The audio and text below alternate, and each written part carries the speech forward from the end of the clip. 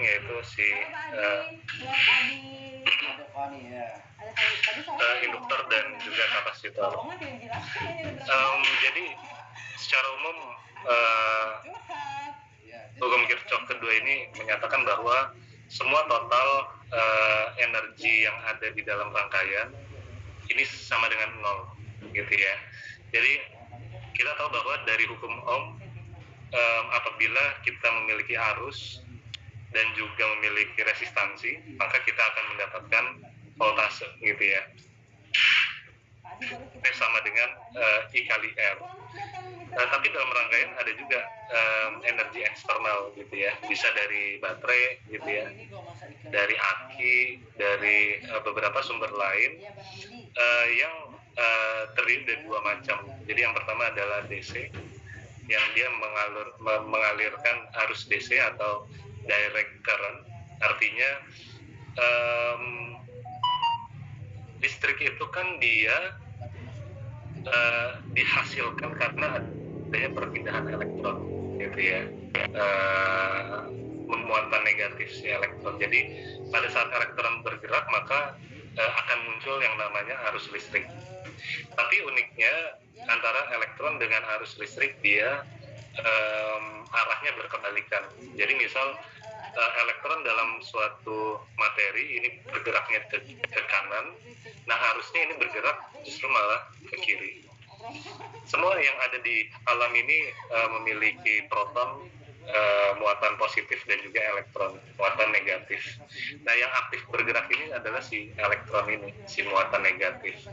Bahkan di dalam tubuh kita sendiri ada proton dan elektron, gitu ya. Ya, hampir semua benda lah yang diciptakan di bumi ini, di alam semesta, dia memiliki dua kutub itu, gitu ya, positif dan negatif.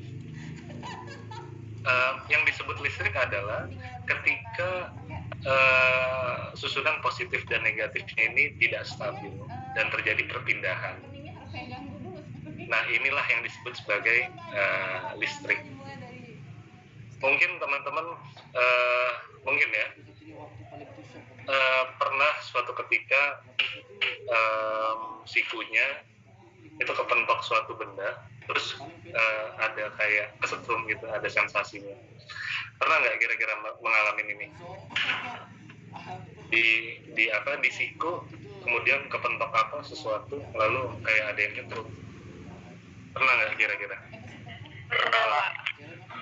Pernah ya. Nah, itu benturan itu dia bisa mengakibatkan ketidakstabilan tadi, gitu ya, adanya perpindahan elektron.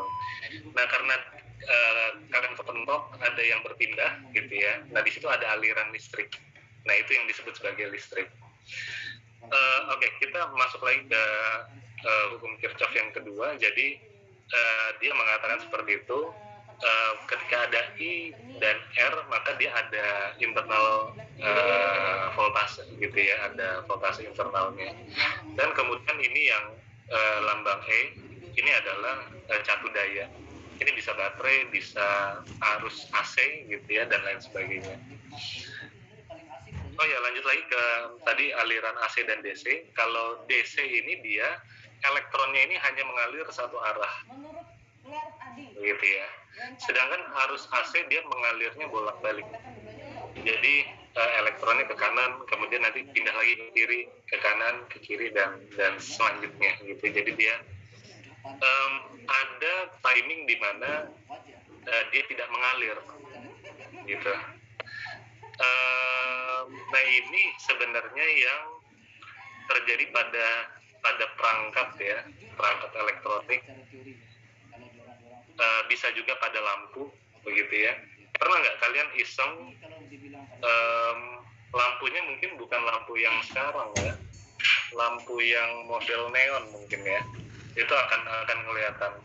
Pernah nggak iseng pakai kamera, atau mungkin yang kamera zaman dulu, gitu ya, zaman kamera VGA, kalian mengalami nggak ya, handphone itu kamera resolusinya VGA? Pernah nggak ngalamin? Oh, pernah ya, pernah juga ya. Yang polyphonic gitu, monophonic, pernah nggak? yang masih hitam putih. Oh kalau itu udah enggak ya. Kalau yang TGA pernah ya. Nah itu kalau kalian mungkin iseng gitu ya ke lampu, itu kan biasanya ada berpendar gitu ya lampunya di hasil shoot kamera kalian. Jadi pas waktu preview kamera itu dia agak berpendar.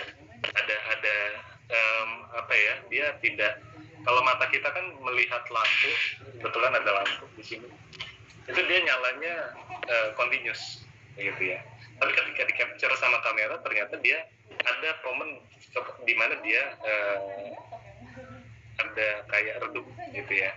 Nah itulah yang terjadi pada listrik AC gitu ya, karena dia harusnya bolak-balik. Ada satu timing di mana dia tidak mengalirkan listrik gitu ya. Makanya dalam listrik itu ada istilahnya frekuensi atau hertz gitu ya. Jadi normalnya sih 60 Hz ya, 60 Hz, 50 sampai 60 Hz. Semakin tinggi Hz-nya artinya timing untuk dia berpindah-pindah polarisasinya maka semakin cepat. Kalau semakin cepat artinya mata kita sudah tidak bisa melihat perbedaannya itu lagi. Nah, kalau yang 50 sampai 60 mungkin kamera biasa gitu ya, itu masih bisa mengcapture, masih bisa melihat.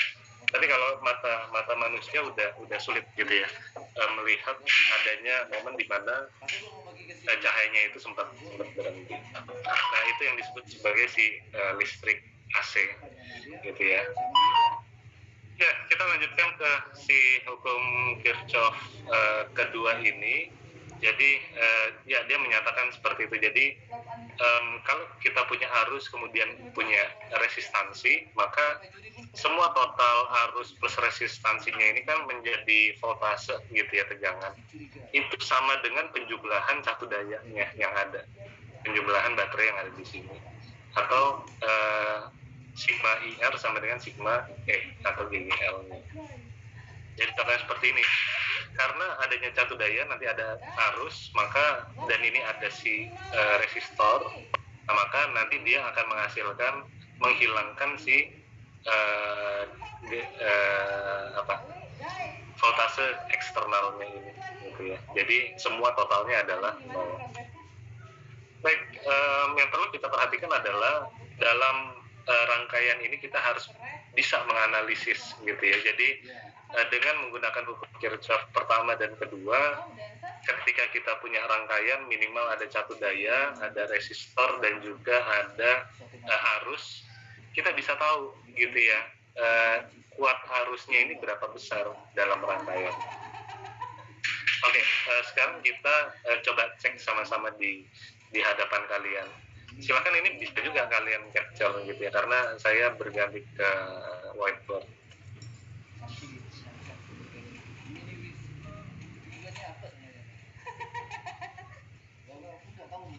Bisa, ini buat dressing salad biasanya. Oh gitu? Iya, iya. Ngomong dari tadi ya. Gimana? Iya. Canda. Oke. Kita ada 3 masuk. Oh, it should be umami ya. Ya, pasti. Nah, ini tadi skinnya di atas ya? Ya. Seperti masukannya Karanji ya? Ya. Ini kelas apa ya? Ya, flagnya. Nice. Kelas Bu, Bapak.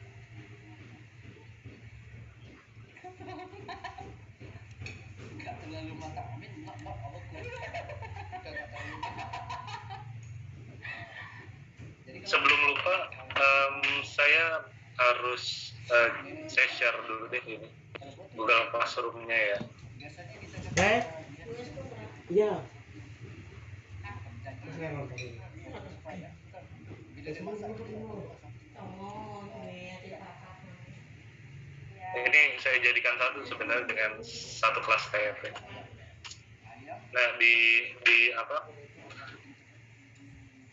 kolom chat udah saya kasih ya, itu kodenya, atau kalau mau link ini ada linknya. Boleh cobain sekarang ya guys.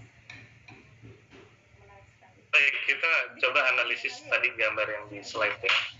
Jadi di situ saya gambarkan ulang. Jadi saya punya rangkaian seperti ini, ada resistor, Kemudian ini ada resistornya juga. Lalu ini ada catu dayanya. Kalau blank itu nggak ada rasa. Kemudian di sini ada catu daya. Namanya berarti Lalu di sini ada resistor lagi. dia layak berlintas. Kemudian dia menyambung seperti ini. Ini adalah E1 6 volt ya. Ini R1 adalah 2 ohm. Kemudian ini ada I1, lalu di sini ada I2. Kemudian di sini ada I3. R3-nya adalah 2 ohm. Lalu GGL keduanya ini adalah 12 volt. Kan tadi soalnya di bawah R2-nya ini adalah 4 ohm. Kalau gua masak Oke, sekarang katakanlah begini, ada pertanyaan seperti ini. Tentukan nilai, ini mungkin sudah pernah juga ya di fisika ya, Kirchhoff. Tapi kita coba bahas lagi deh. Tentukan nilai I1, I2, dan I3, begitu ya.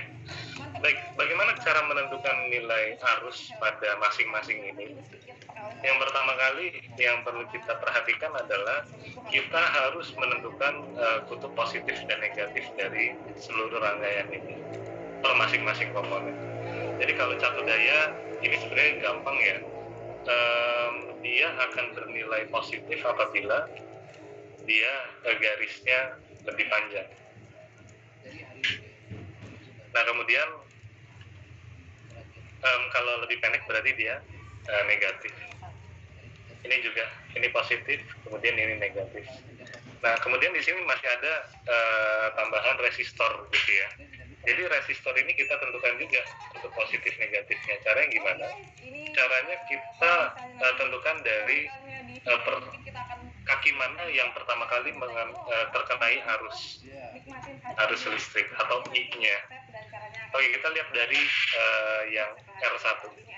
Kalau saya punya arusnya seperti ini, artinya arus ini kan muncul dari sini ya, sebenarnya.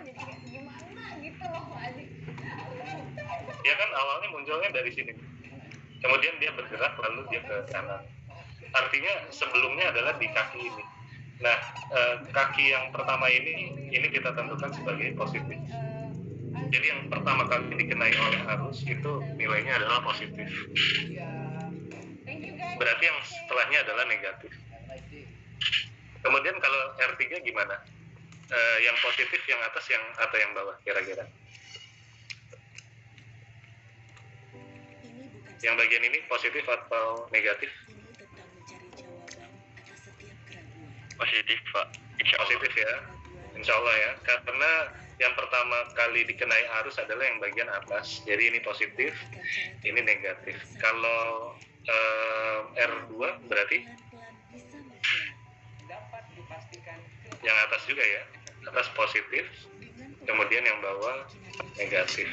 Nah dia polanya adalah seperti itu.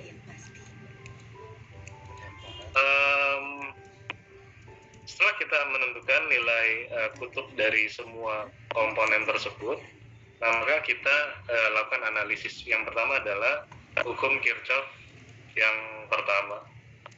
Jadi kita tahu bahwa arus yang masuk ini sama dengan arus yang keluar.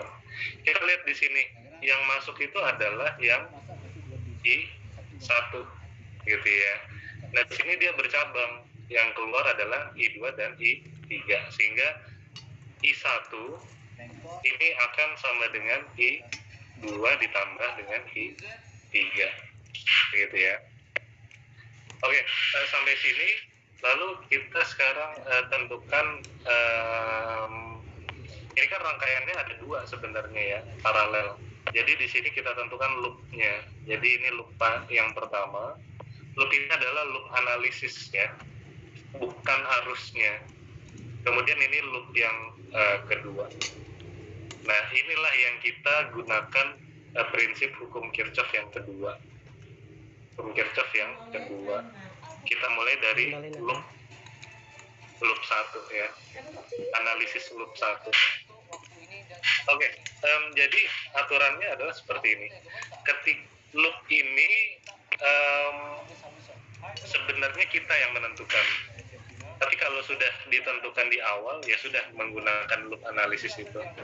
Ini pun nggak masalah kalau kita mau buat loopnya seperti ini. Nggak ada masalah gitu ya. Mau dibolak-balik seperti apapun nggak masalah. Jadi ini sesuai selera kalian. Dalam hal ini kita pakai seperti ini ya, contohnya. Baik, di loop 1 ini kita akan analisis. Jadi pertama untuk nilai positif atau negatif untuk si catu daya. Dia akan bernilai positif atau negatif apabila ini adalah arah loop.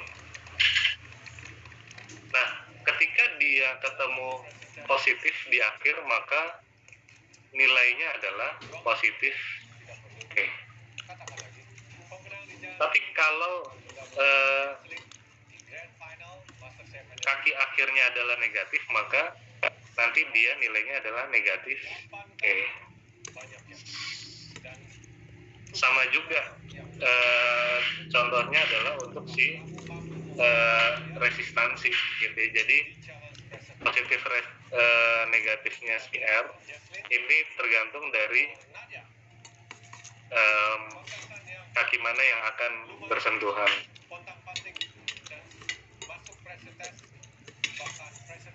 Jadi contohnya ini ya, ini adalah arah loop.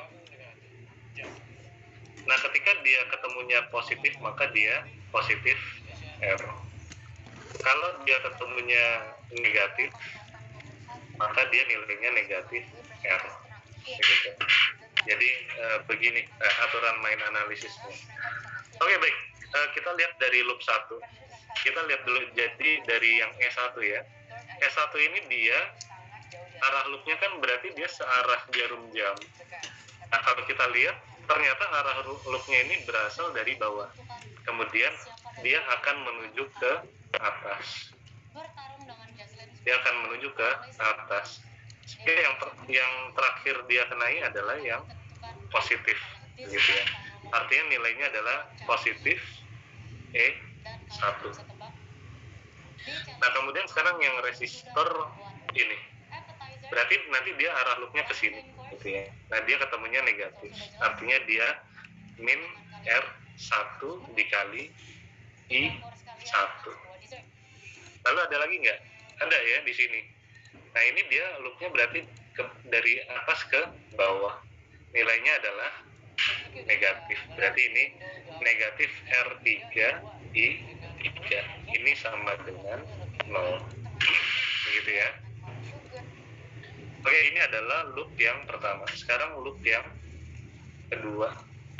Nah, loop kedua ini juga sama. Berarti kita mulai dari GGL-nya ini dulu ya. E2 berarti dia nilainya negatif, min E2. Kemudian dari sini R2 dia ke bawah ya. Jadi dia negatif juga, min R2 I2. Lalu untuk R3 dia kan naik ke atas ya. Untuk yang loop 2 berarti dia ketemunya yang positif. Artinya dia positif R3 I3. Sehingga kita ketemulah ini nilainya. Baik, sekarang kita susun lagi yang loop 1, kita input semua nilainya.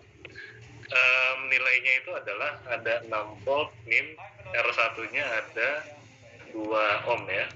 Ini 2 ohm dikali I-nya kan kita nggak tahu ya, karena ini yang dicari. R3-nya adalah 2 ohm, berarti 2 I3 sama dengan 0.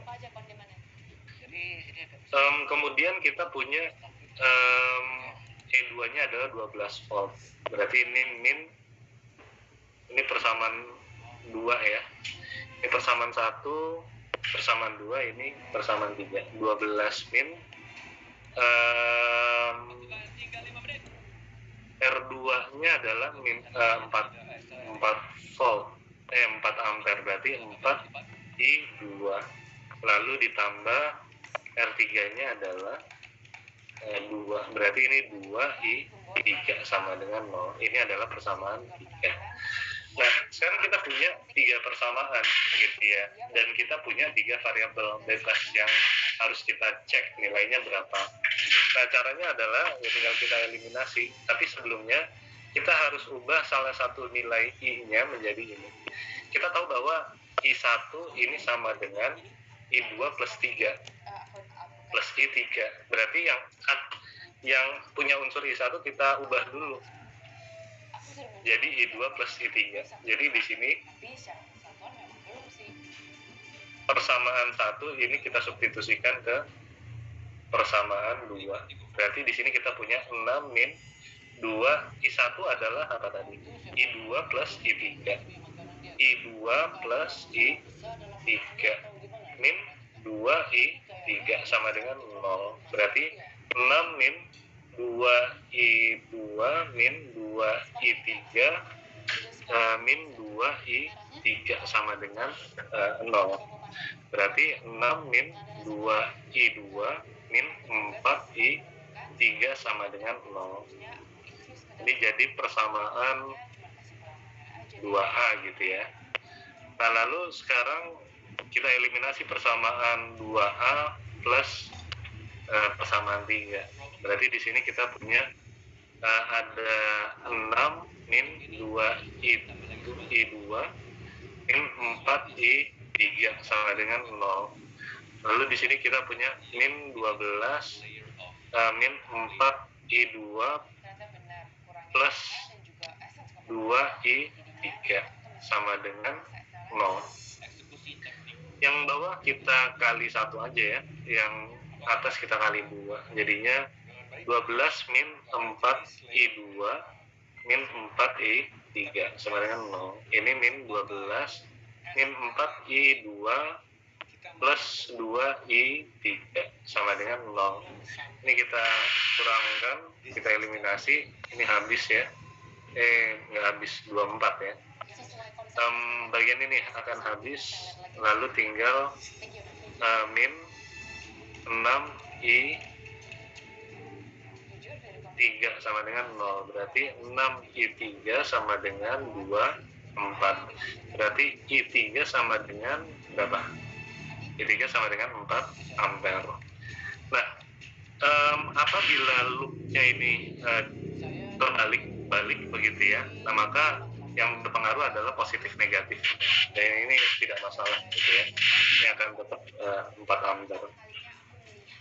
Baik, sampai sini kemudian kita substitusikan ke persamaan A2. Ini persamaan 2A ya. Berarti 6 min 2I2 min 4 dikali 4 sama dengan 0.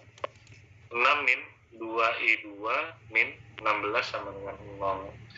Berarti min 2I2 min 10 sama dengan 0. Berarti I2 adalah min 5 ya, ampere, atau ini sama dengan 5 ampere. Ketemu. Nah, baru sekarang kita substitusikan ke atas persamaan pertama. Jadi I1 adalah I1 sama dengan I2 ditambah I3. Berarti I1 sama dengan I2-nya adalah 5.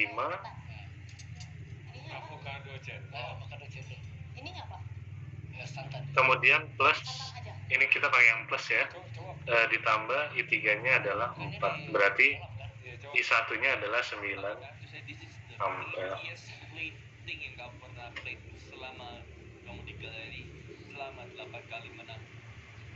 Oh, sebentar. Pak Adi itu pasti yang terbaik karena dia tahu ini adalah cara bukan siapa yang masuk ke pressing. Ratingannya Pak Adi yang sangat bagus, lumayan bikin aku ke pressure juga, and another point, karena aku takut akunya tidak sebagus ibunya. Oke, iya, gini ya. Jadi ketemu I1-nya 9 ampere, I2-nya 5 ampere, I3-nya adalah 4 ampere. Gitu ya. Itu saya masakkan dulu ya. Kayak avocado gitu kan. Saya memang senang dan bangga dan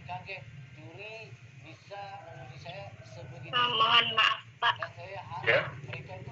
Itu yang 12 min 4 I2 sama min 4 I3 sama dengan 0 itu yang min 4 I3 enggak 8 ya Pak, kan tadi dikali sama 2. Oh iya ya, ini ya 8 ya, 8 berarti 10 ya.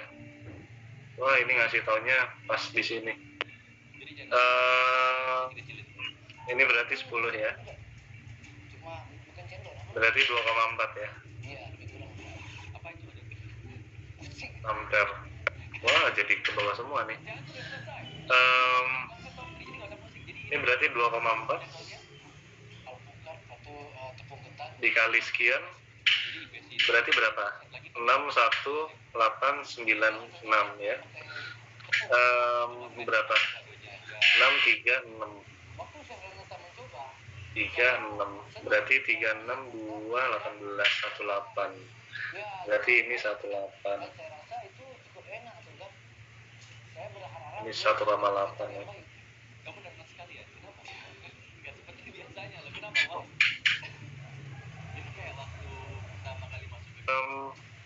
Berapa tadi?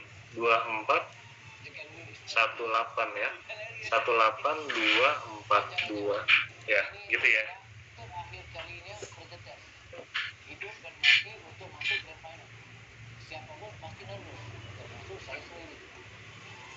Ketemu nilainya segitu.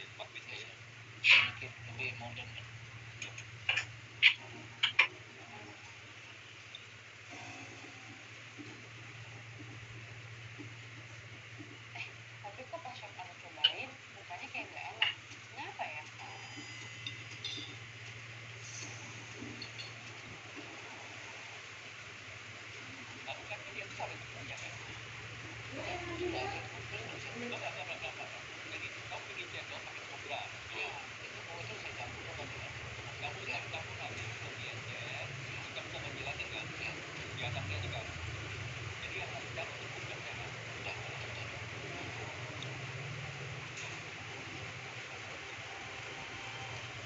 Oke Adi, kompleks ya, kandungannya banyak.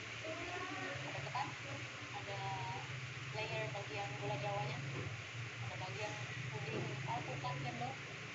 Di sini layers of flavornya ini enak, gurih, manis dari gula jawanya dapat, dan gurih karena ada asin dari ketannya. It's nice. 11 atau suhu, terus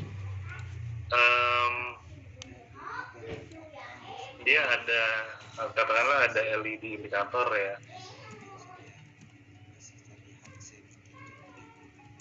LED-nya, kemudian dia ada apa lagi? Ada aktuator. Aktuatornya ini berupa solenoid atau dia kayak keran gitu ya.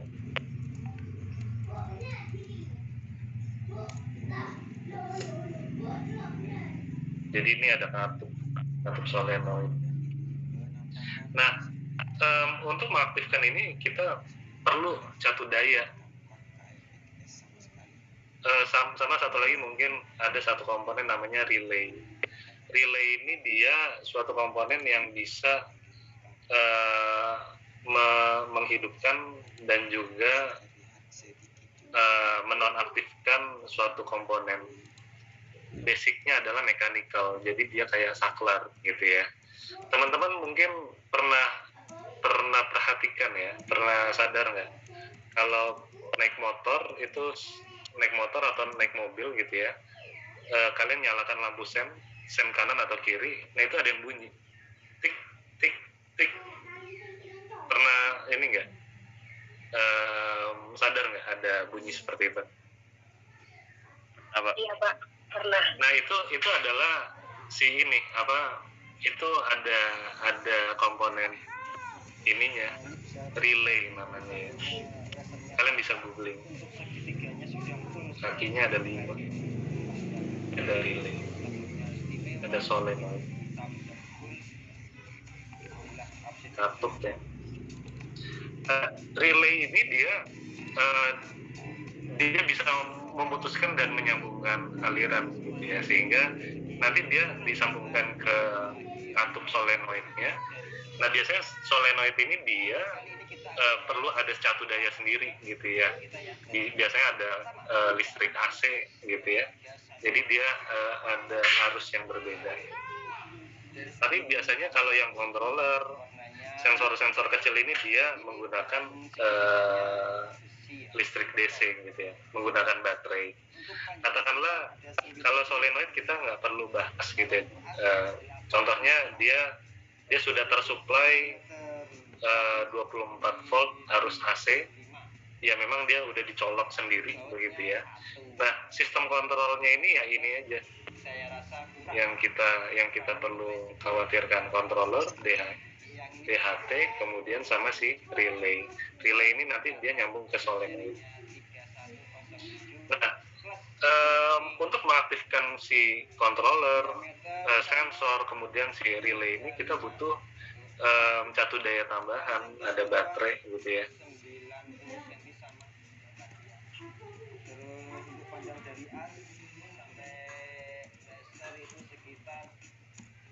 Nah baterai ini kan macam-macam ya speknya.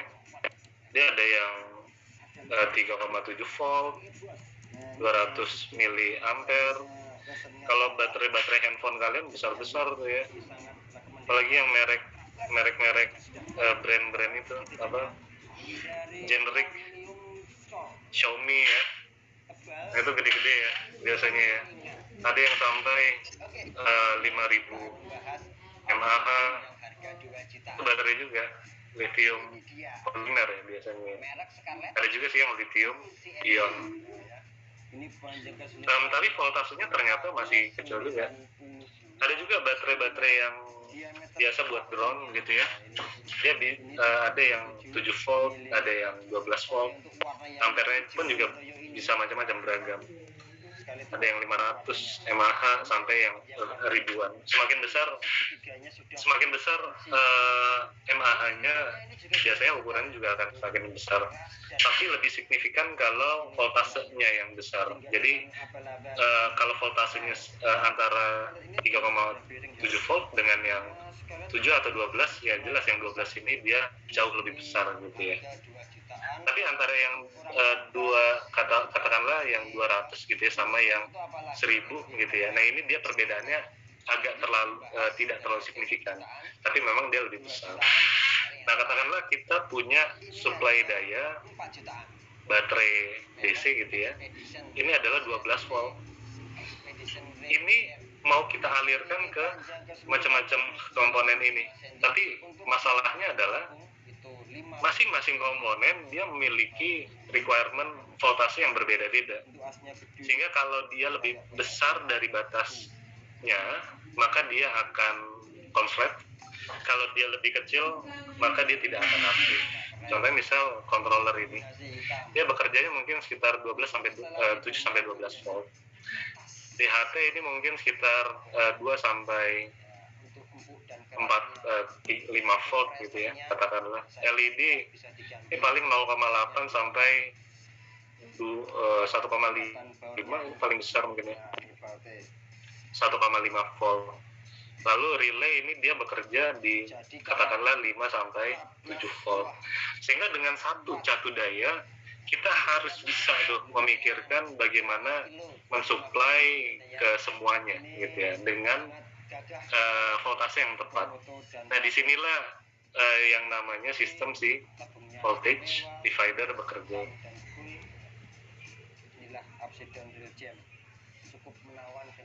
Gitu ya. Jadi seperti ini konsepnya.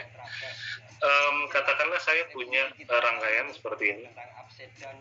Dari harga 1 juta, 2 juta sampai 4 juta. Kemudian di sini ada resistor. Sini ada resistor lagi. Terima kasih. Ya. Ini R1, lalu ini R2. Ini adalah V input. Nah, kemudian saya punya cabang A, cabang B, lalu ini ada cabang C gitu ya. Cabang ini kemudian dialirkan seperti ini. Nah, ternyata ketika cabangnya ini dibuat seperti ini, maka di cabang pertama di A dan B ini akan muncul PR1 gitu ya. Lalu di cabang kedua akan muncul R2, di mana karena adanya resistor, ada resistansi ini, maka V input ini bisa terpecah gitu ya. Yang tadinya 12 volt katakanlah ini bisa menjadi 7 volt, bisa menjadi 1 volt dan lain sebagainya. Nah, bagaimana cara mencari si VL1 dan R1? Jadi caranya adalah dengan menggunakan hukum Ohm begitu ya. Dimana kita tahu bahwa V sama dengan I dikali R. Nah, kita pindah ruas, jadi I sama dengan V. V di sini adalah V inputnya ya, dibagi dengan R totalnya yang ada di dalam sistem. Dimana kalau kita lihat di sistem ini, R-nya kan dipasang secara seri gitu ya. Kalau seri, R totalnya berarti tinggal dijumlahkan. Kalau dia paralel berarti dia 1 per R total sama dengan 1 per R1 ditambah 1 per R2 dan seterusnya. Jadi di sini I sama dengan P input dibagi dengan R1 plus R2.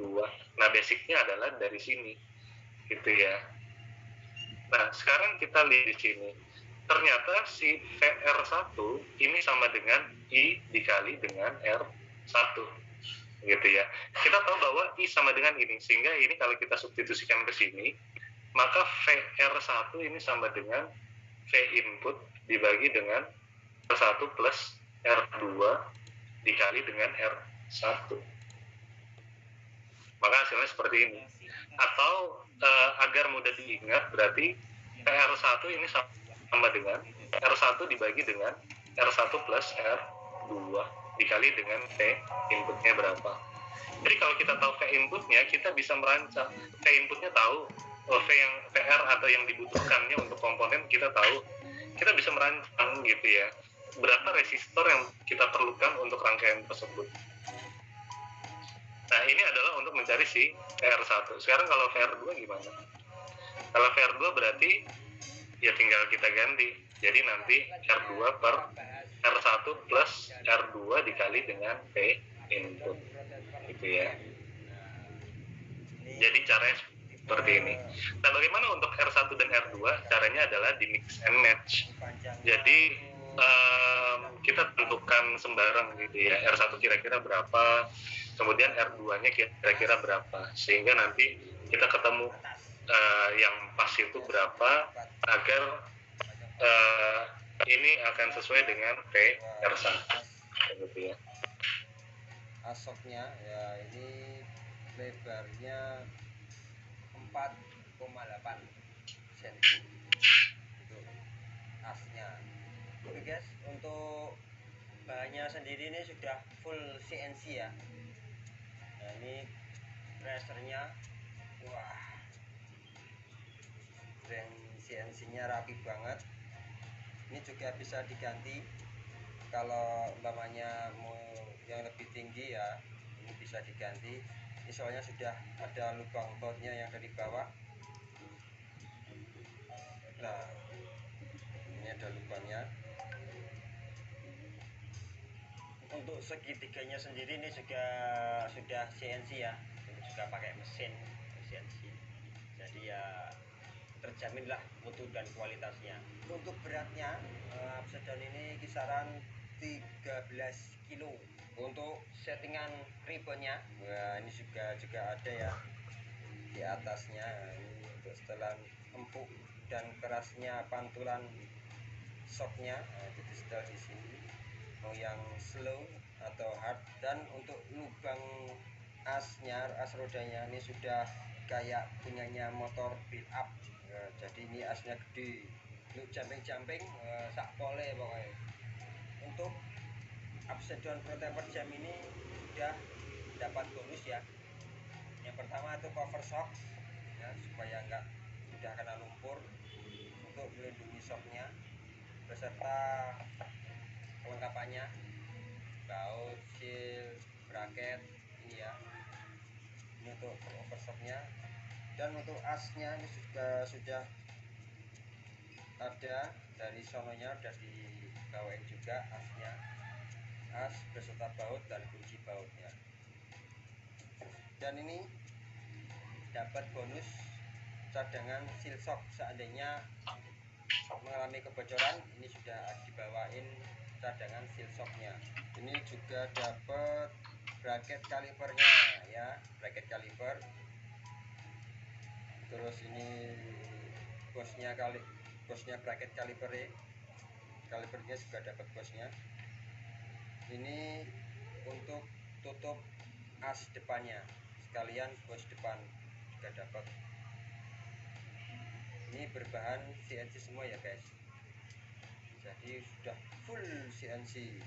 Dan untuk harganya, nah ini kisaran harga 3,8 juta, jadi masih oke lah kalau budgetnya yang 3 juta up. Nah ini oke.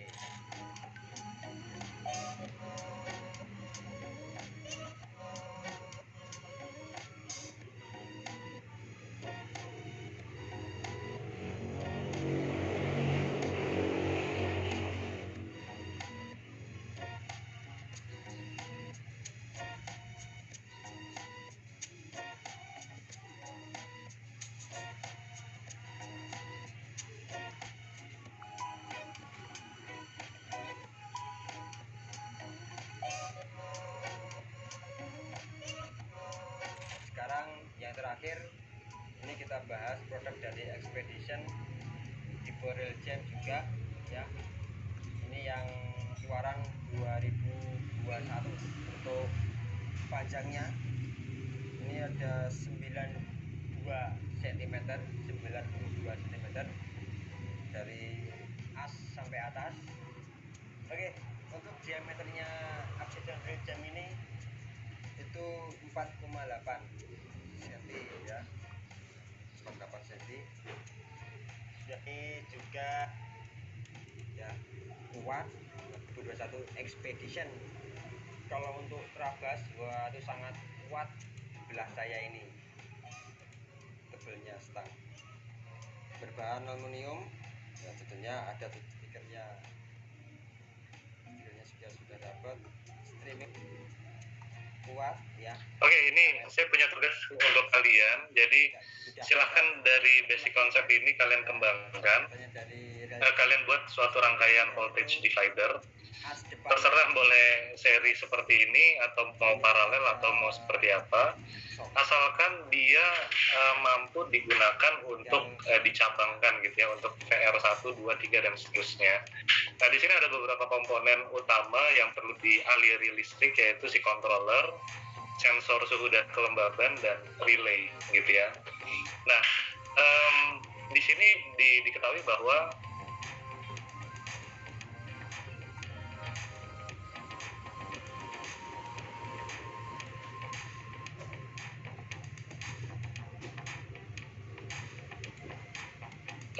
nilainya 12 volt gitu ya, 500 miliampere. Jadi sumber utamanya adalah ini. Nah, tugas kalian adalah tentukan rangkaiannya mau seperti apa, kemudian nilai dari resistornya berapa gitu ya. Contohnya seperti ini. Ini kan kita punya V input ya. Lalu nanti ada komponen 1, komponen 2, komponen 3. Masing-masing komponen ini pasti dia punya resistornya ya. Sehingga dia punya R1, R2, R3. Nah, kita tahu bahwa nilai VR1 ini sesuai dengan sistem kerjanya ini. Ini juga ada VR2 sesuai ini, VR3 sesuai ini gitu ya. Nah, jadi terserah gimana caranya kalian menggabungkan ke sini gitu ya, sehingga nanti yang dari 12 volt ini sesuai dengan VR1, VR2 dan VR3 agar supply-nya semuanya merata. Silahkan kalian bisa kerjakan, kemudian nanti bisa diupload di Google Classroom. Yang perlu kalian kerjakan adalah rangkaiannya seperti apa. Coba kalian berkreasi, lalu tentukan nilai resistornya R1, R2, R3, nilainya berapa ohm yang diperlukan. Lalu dari situ kalian dan untuk teman-teman ya yang mau bekerja sama dengan kami, silakan langsung saja. Iya, hanya tinggal menentukan nilai R1, R2 dan R3. Nah, silahkan dilakukan masing-masing. Nah, di sini akan sangat banyak kemungkinan, bisa ribuan kemungkinan rangkaian gitu ya. Dan ribuan kemungkinan nilai kombinasi R1, R2, R3. Kenapa? Karena nilai VR1 ini kan dia 7 sampai 12 gitu ya. Yang kedua 5, 3 sampai 5. Yang ketiga ini saya tetapkan lah, misal 5 volt. Nah, ini yang pertama kalian tetapkan dulu mau berapa gitu ya VR1 nya. Apakah mau 8 volt yang akan mengalir ke sana, atau 8,1 volt ini boleh, atau 7,36 volt nggak masalah gitu ya. Lalu ini juga sama, jadi bisa 4 volt dan seterusnya. Jadi kalian tentukan dulu kalau dia sistem kerjanya adalah voltasenya range gitu ya. Jadi kalian tentukan. Kalau ini dia tetap sudah 5 volt. Jadi nanti kalian buat, tentukan dulu nilai VR1, VR2-nya mau yang berapa volt gitu ya. Baru nanti bisa tahu R1-nya berapa, R2 dan R3. Oke, baik, sampai sini. Ada yang mau ditanyakan? Tidak.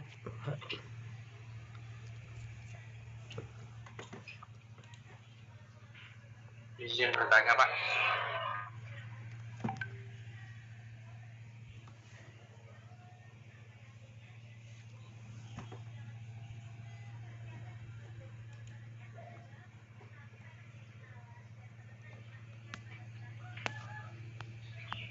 Ya, gimana? Silakan. Jadi untuk yang rangkaian voltage divider ini buat desainnya kayak tadi itu Pak?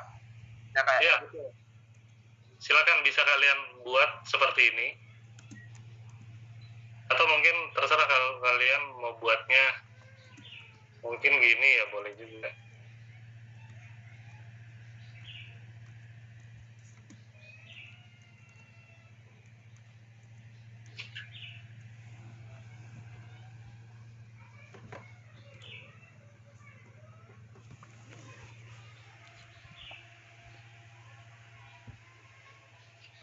Katakanlah di sini ada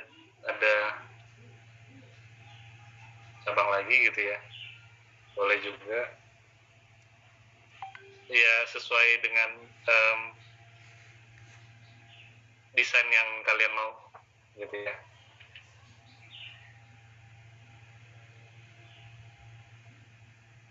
Mau kayak gini boleh juga, tapi dia harus nanti voltasenya mesti sama ya. Nah, nanti yang dari sini diambil kakinya, tapi nanti perhitungan totalnya juga akan berbeda ya, karena ini totalnya kan berarti dia harus per dulu gitu ya. Kakinya di sini nanti diambil, kemudian di sini diambil. Jadi silahkan. Ya, atau mau begini ya boleh juga nih. Jadi diambil dari masing-masingnya. Gitu ya.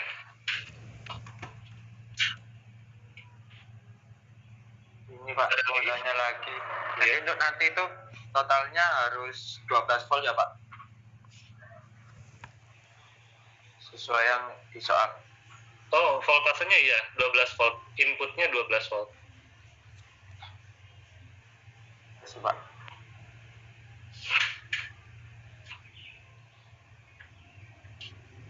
Ada lagi?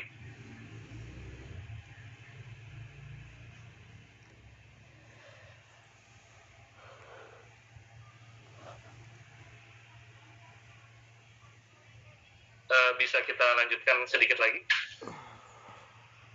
Apa tidak bisa? Siapa Pak? Bisa ya. Oke. Ya ini sedikit lagi saya akan jelaskan tentang si induktor dan kapasitor ya. Jadi kita bahas dulu kapasitor. Nah ini kapasitor, dia nanti saya kasih lihat slide-nya, bentuknya seperti ini ya. Dia memiliki satuan namanya adalah farad. Biasanya kalau komponen-komponen kecil dia mikrofarad dalam satuannya, karena satu farad itu cukup besar komponennya, jadi dia mikrofarad. Nah, fungsinya ini macam-macam, jadi dia untuk penstabil tegangan gitu ya, menyimpan daya,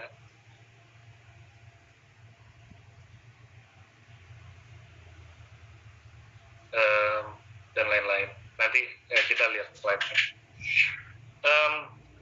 Apa yang ada di dalam kapasitor? Jadi kapasitor itu sebenarnya suatu plat gitu ya, di mana platnya ini akan mengapit yang namanya bahan dielektrik. Ini yang disebut sebagai bahan dielektrik. Bahan dielektrik ini apa? Bahan dielektrik ini bisa plastik, bisa kaca gitu, gelas, ataupun dia bisa udara kosong gitu ya. Jadi apapun yang dia penghantar listriknya tidak bagus, nah ini disebut sebagai bahan dielektrik ya, dielektrik properties.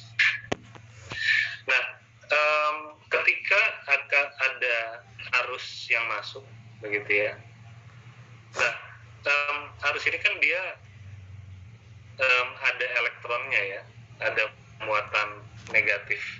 Nah, muatannya ini dia akan terhenti di plat yang pertama. Karena apa? Karena di tengahnya ini ada bahan dielektrik yang dia tidak bisa mengalirkan listrik, gitu ya. Sehingga di ujung ini nanti ada momen di mana dia akan jenuh, gitu ya. Jadi dia akan negatif semua. Nah, selama proses itu berlangsung, ini penimbunan si negatif ini, seperti yang saya katakan bahwa di alam ini tersusun atas muatan positif dan negatif. Begitu juga bahan dielektrik. Nah, karena adanya interaksi antara si elektron ini, nah maka proton yang ada di bahan dielektrik ini dia akan berpindah. Yang tadinya dia seperti ini, gitu ya. Awalnya dia seperti ini. Nah, sekarang dia berpindah semua, yang positifnya semua ke arah kiri, gitu ya. Impact-nya apa? Sisi yang satunya lagi dia akan bermuatan negatif. Nah, kalau di salah satu sisi si bahan dielektrik ini negatif, artinya di luar plat ini dia akan menarik yang namanya proton, begitu ya. Sehingga selama fase pembentukan ini, maka akan muncul yang namanya aliran listrik atau I. Hingga pada momen tertentu, karena kan bahan dielektrik ini dia terbatas gitu ya, posisinya, jumlahnya. Nah, maka pada saat tertentu dia akan menuju ke posisi yang seimbang, sehingga nantinya tidak akan ada lagi perpindahan positif dan negatif. Nah, ini yang disebut sebagai depletion zone. Jadi zona ini ya, apa tuh depletion zone? Zona stabil gitu ya. Jadi tidak ada lagi perpindahan positif dan negatif. Nah, sekarang kalau misalkan tidak ada perpindahan arus atau tidak ada perpindahan elektron, kira-kira apa yang terjadi? Yang terjadi adalah tidak akan muncul yang namanya arus listrik, gitu ya. Nah, jadi pada saat dialiri listrik, nah nanti kapasitor akan bekerja seperti ini, gitu ya. Masa depan, Senggere Kue Guyu. Salam dari saya. Nah, sampai aliran yang V inputnya ini dilepas.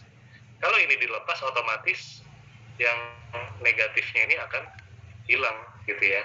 Kalau akan hilang berarti di sini kan akan terjadi pergerakan listrik lagi, gitu ya. Dia akan mencapai kondisi yang awal, yaitu kondisi stabil. Sehingga pada saat ini dia bergerak menuju ke kondisi stabil, maka dia akan muncul lagi aliran listrik. Makanya mungkin kalian pernah perhatikan ya, di indikator TV kalian itu kan biasanya ada yang merah itu ya, menunjukkan powernya. Nah itu kalau kalian cabut dari kabel TV dari steker, nah itu indikatornya dia tidak langsung mati, tapi dia akan perlahan matinya. Itu tandanya di dalam komponen TV itu ada kapasitornya, begitu ya. Atau kalian pernah coba iseng gitu ya, charger handphone kalian agak lama gitu ya dicolokkan ke steker, tapi tidak dicolokkan ke handphone. Nah pada momen tertentu kalian cabut gitu ya chargernya, terus ujung yang satunya kalian masukkan ke handphone. Nah itu akan ada arus yang masuk, nanti ada indikator gitu ya di handphonenya bahwa ada pengisian daya. Tetapi beberapa detik kemudian dia akan mati. Nah itu artinya di charger itu ada kapasitornya. Nah fungsinya kapasitor ini adalah itu gitu ya, untuk menstabilkan tegangan tadi. Jadi dia agar dia tidak langsung tiba-tiba mati begitu ya, atau dia tidak langsung tiba-tiba menyala. Nah ini akan sangat berguna jika kita membentuk suatu sistem elektronik yang lebih kompleks. Misal kita untuk melakukan akuisisi data gitu ya, data analog. Nah kalau data analog ini contohnya seperti antena TV begitu ya, dia kan antena itu dia menangkap sinyal analog dan dari perubahan fisik. Nah sinyal analog ini dia relatif lebih fluktuatif ketimbang sinyal digital.